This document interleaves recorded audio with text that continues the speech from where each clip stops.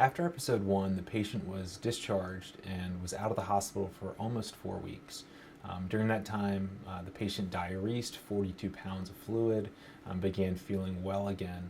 But towards the end of that 4-week period, the patient started to experience some of the same symptoms that he had before his first hospitalization. So enlargement of lymph nodes, fatigue, night sweats, abdominal pain.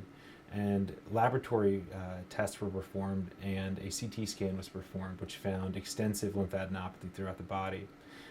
Based on the laboratory values really moving in the wrong direction and no diagnosis at this point, with significant concern that there was a lymphoma driving this intense illness, a lymph node biopsy was performed. And the findings of that lymph node biopsy were extremely informative.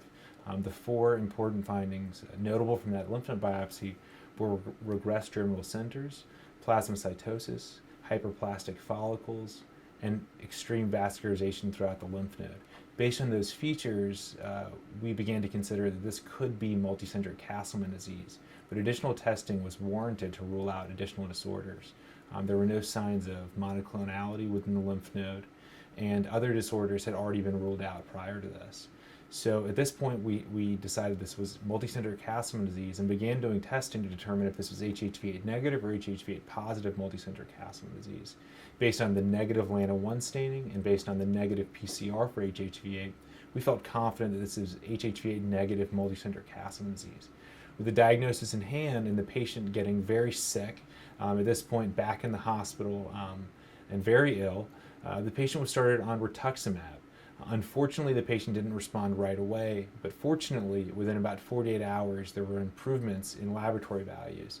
BUN, which had peaked over 200, began to improve. Creatinine, which was over 2, began to improve, and CRP, which was over 300 at its peak, also started to improve within a couple days of starting the rituximab. Fortunately, the rituximab was able to get the patient into a partial remission and healthy enough to leave the hospital, but the patient was certainly not in a complete remission at that point.